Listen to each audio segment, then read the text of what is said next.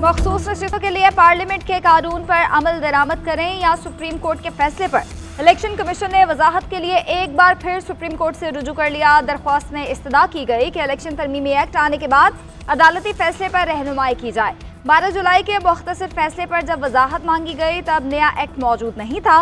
Parliament ने election तरमीमी act की सूरत में अब कानून बना दिया है। मखसूस नशिस्तों से मुतालिक इलेक्शन कमीशन का इजलास, सुप्रीम कोर्ट के फैसले पर अमल दरामद और कानूनी टीम की हतमी तजावीज़ पर गौर किया गया।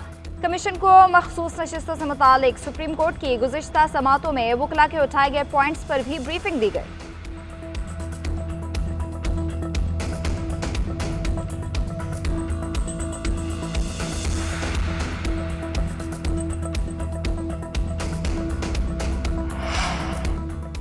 जस्टिस अफरीदी को अगर कोई जजेस कमेटी का रुकन नहीं बनाना चाहता तो वो जस्टिस मुनीब अख्तर हैं। जस्टिस मुनीब अख्तर का सीनियर जजेस से रवैया इंतहाई सख्त था। चीफ जस्टिस ऑफ पाकिस्तान ने जस्टिस मंसूर अली शाह के खत का जवाब दे दिया। जवाब में कहा कि जस्टिस मंसूर अली शाह, आपने हकाइक जाने बगैर इल्जाम आयद किया कि मैंने जस्टिस याहिया अफरीदी के दूसरे सीनियर जज को बाईपास किया है। 20 सितंबर को कमेटी इजलास बारे जस्टिस याहिया अफरीदी से राबिते की कोशिश की गई। जस्टिस याहिया अफरीदी जुमे को उस वक्त दस्तयाब नहीं थे। जस्टिस याहिया की अदम दस्तयाबी पर जस्टिस अमीनुद्दीन खान से दरखास्त की तो उन्होंने अपनी लाहौर रवानगी मुलतवी कर दी। जस्टिस मंसूर अली शाह, आपने कमेटी में अदम शिरकत के लिए चीफ जस्टिस ऑफिस को मुतला नहीं किया। आपकी अदम शिरकत के बायस कमेटी का जुमे का इजलास मुलतवी करना पड़ा। गुज़िश्ता रोज जस्टिस मंसूर अली शाह आपकी मौजूदगी में आपके सामने जस्टिस याहिया अफरीदी से कमेटी में शिरकत के लिए कहा। जस्टिस अफरीदी ने कहा कि मैं जजेस कमेटी में नहीं बैठना चाहता।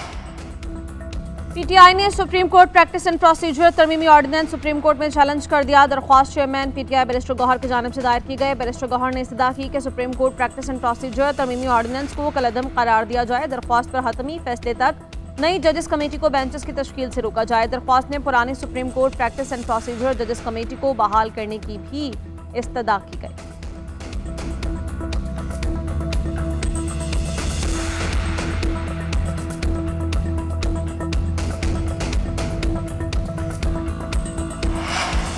बादी पीटीआई से मुलाकात की इजाज़त नहीं दी जा रही। हफ्ते को हर जगह एहतजाज होगा। जुम्मे को सुप्रीम कोर्ट के सामने वकला एहतजाज करेंगे। अपोजिशन लीडर उमर अयूब की शिबली फराज अहमद खान रऊफ हसन के हमरा मीडिया से गुफ्तगू। बोले, अडियाला जेल के बाहर 1.5 घंटे खड़े रहे। आइन और कानून की धज्जियां उड़ाई जा रही हैं। मुल्क के मकबूल लीडर को साथियों से मिलने से रोका जा रहा है।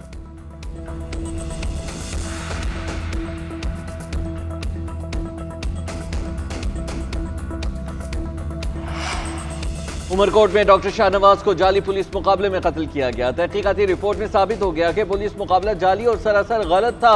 जाली मुकाबले में मुलविस पुलिस अफसरों के खिलाफ FIR का ऑर्डर कर रहे हैं। अगर डॉक्टर शाहनवाज की फैमिली FIR नहीं कटवाएगी तो सिंध हुकूमत कटवाएगी। वज़ीर दाखिला सिंध ज़ियाउल अंजार की प्रेस कॉन्फ्रेंस बोले, DIG और उनके मातहत किसी न किसी सतह पर इस वाक़े में मुलविस हैं।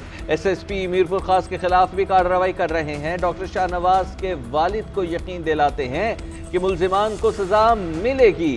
पीपल्स पार्टी कानून और इंसाफ के साथ खड़ी रहेगी।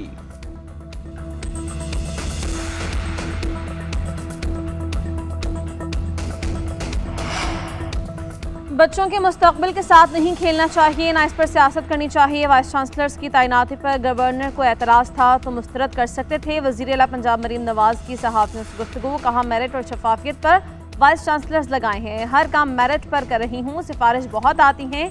MNA MPA सभी सिफारिश लाते हैं, मैं किसी की भी नहीं सुनती। गवर्नर पंजाब सलीम हैदर ने कहा कि वज़ीर आला मरीम नवाज से कोई लड़ाई नहीं, सिर्फ यूनिवर्सिटीज़ के वाइस चांसलर्स की तैनाती पर इख्तलाफ है। चाहता हूँ कि जो भी VC हो उसके किरदार और काबिलियत पर कोई उंगली ना उठा सके।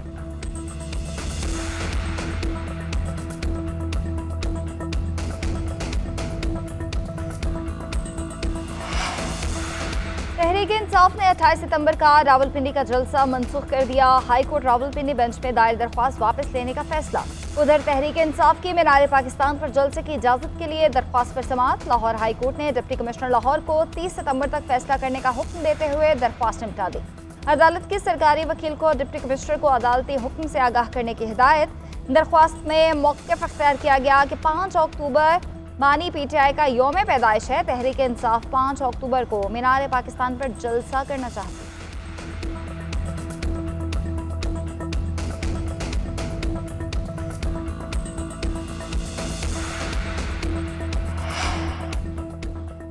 बानी पीटीआई और बुशरा बीबी पर तोशाखाना 2 केस में फर्द जुर्म 2 अक्टूबर को आयद की जाएगी। अडियाला जेल में केस की समाअत, जमानत की दरखास्तों पर वकला सफाइल के दलाइल मुकम्मल। FIA वकला हफ्ते के रोज से दरखास्त जमानतों पर दलाइल का आगाज करेंगे।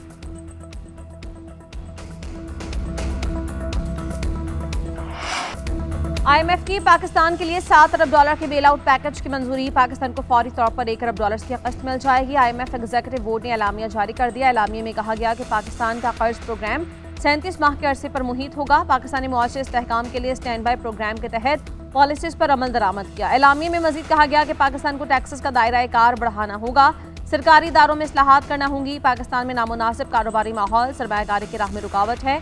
कमजोर गवर्नेंस और बेजा हुकूमती मुदाखलत से गैर मुल्की सरमायाकारी नहीं आ रही। तालीम और सेहत के शोबे पर इंतहाई कम अखराजात किए जा रहे हैं। पाकिस्तान को मौसमियाती तब्दीलियों के असरात का मुकाबला करने पर तवज्जो देना होगी।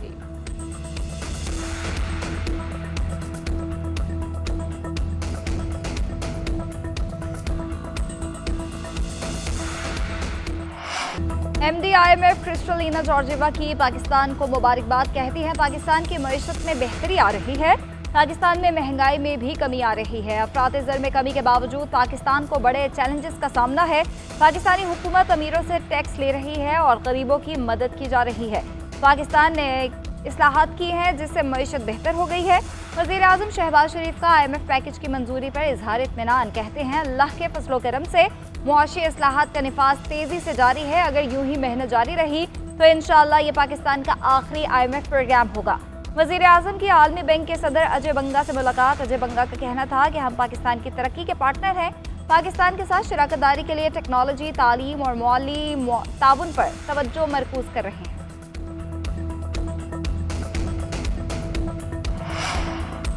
हुकूमत के पास मुआशी इस्लाहात के सिवा कोई चारा नहीं। रिटेलर्स, होलसेलर्स, ज़राअत और प्रॉपर्टी शोबों को टैक्स नेट में लाना होगा। हुकूमत अब नॉन फाइलर्स की इस्तिलाह खत्म करने जा रही है। तनख्वाहदार और मैन्युफैक्चरिंग तबके पर इजाफी बोझ को कम किया जाएगा। मुआशी ढांचे में तब्दीली से मुल्क को आइंदा 3 साल में आगे लेकर जा सकेंगे। वज़ीर ख़जाना मोहम्मद औरंगज़ेब का वॉइस ऑफ अमेरिका को इंटरव्यू। कहा, हुकूमत के पास लोगों के तर्ज ज़िंदगी का डेटा मौजूद है। FIR टैक्स अदा न करने वालों को हिरासत में लिए बगैर उन्हें टैक्स नेट में लाएगा। अमेरिका की मदद और चीन का ताउन IMF प्रोग्राम की मंजूरी की वजह बना। चीन के साथ CPEC फेज 2 पाकिस्तान की सनत की बहाली के लिए अहम है। वक्त आ गया है कि सब इकट्ठे होकर गजा में जंग बंदी का मुतालबा करें। अक़वाम आलम फ़लस्तीन की आज़ाद रियासत की तश्कील यकीनी बनाएं। आज़ाद फ़लस्तीन के बगैर खत्ते में पायदार अमन कायम नहीं हो सकता। वज़ीर आज़म शहबाज शरीफ की फ़लस्तीनी सदर महमूद अब्बास के साथ मुलाकात के बाद मीडिया से गुफ्तगू। कहा, तारीख में ऐसी तबाही कभी नहीं देखी गई जिस तरह फ़लस्तीन के साथ किया गया। फ़लस्तीन के अवाम से मुकम्मल यकजहती का इजहार करते हैं। इसराइल फ़लस्तीनियों की नस्लकुशी और बर्बरियत का मुजाहरा कर रहा है। पाकिस्तानी अवाम के दिल फ़लस्तीनी बहन भाइयों के साथ धड़कते हैं। 1 साल के दौरान 41,000 फ़लस्तीनियों को शहीद और घरों को तबाह किया गया। फ़लस्तीनी बहन भाइयों की कुर्बानियाँ, सब्र और इस्तकामत रायगा नहीं जाएगा।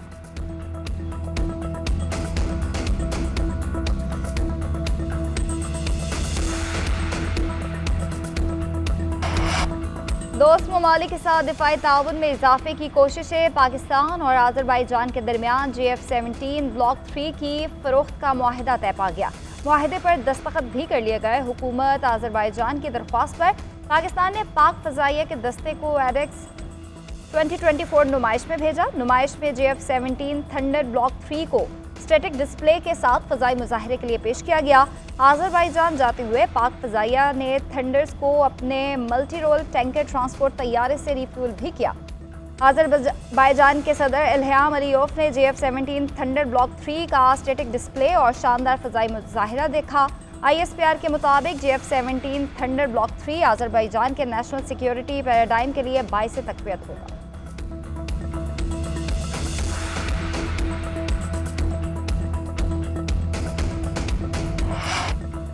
पीपल्स पार्टी अदालती रिफॉर्म्स चाहती है और आईनी अदालतों की हिमायत करती है। आईनी अदालत का क़याम इंसाफ की जल्द फराहमी के लिए है। वज़ीर इत्तलाआत सिंध शर्जिल मेमन ने कहा कि चीफ जस्टिस कोई भी हो, पीपल्स पार्टी को फ़र्क नहीं पड़ता।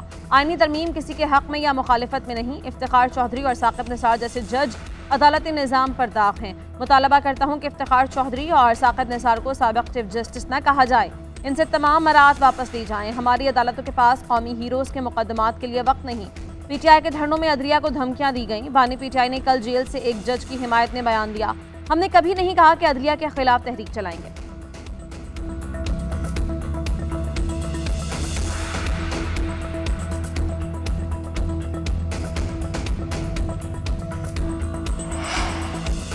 इस्लामाबाद हाई कोर्ट में लापता अफराद की बाजियाबी से मुतालिक केसेस की समाअत जस्टिस मोहसिन अख्तर कियानी ने रिमार्क्स दिए कि लापता अफराद कश्मीर, अफगानिस्तान या किसी जेल में हैं, जिंदा हैं या मुर्दा हैं बताना रियासत की जिम्मेदारी है। लाहौर या कराची यूनिवर्सिटी से जिन बच्चों को उठाया गया वो अफगानिस्तान नहीं गए। बलूचिस्तान में जो हालात हैं वो हमारे लिए खतरे की घंटी है। अभी मालम जब्बा में जो हुआ ये एक अलार्मिंग सिचुएशन है। इन हालात में आर्मी या सिक्योरिटी इदारों को मुर्द इल्ज़ाम नहीं ठहराया जा सकता, मगर एक तरीका अपनाना होगा। ये लोग भी रियासत या रियासती इदारों के खिलाफ नहीं, हम इंसानी जानों की बात कर रहे हैं जिनके अपने घरों में उनका इंतजार हो रहा है। अदालत की लापता अफराद से मुतालिक एडिशनल अटॉर्नी जनरल को रिपोर्ट जमा कराने की हिदायत।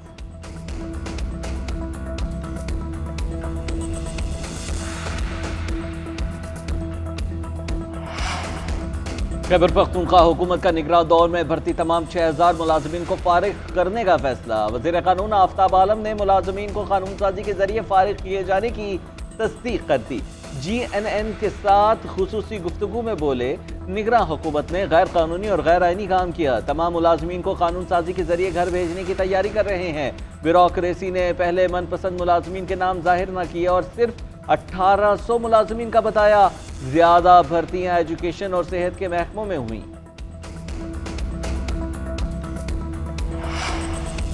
वज़ीर आला पंजाब ने 5 नई हाइब्रिड डबल डेकर बसेस का बाज़ाबता इफ्तिताह कर दिया। मरीम नवाज ने डबल डेकर बस में सफ़र किया। वज़ीर आला पंजाब को डबल डेकर बस से मुताल्लिक़ ब्रीफिंग दी गई। लाहौर में सयाहत के लिए नए रूट्स पर 5 नई हाइब्रिड डबल डेकर बसेस चलाई जाएंगी। बहावलपुर और रावलपिंडी में भी एक डबल डेकर बस का इजाफा किया जाएगा। मुल्तान और फैसलाबाद में भी सयाहत के लिए डबल डेकर बस सर्विस शुरू की जाएगी।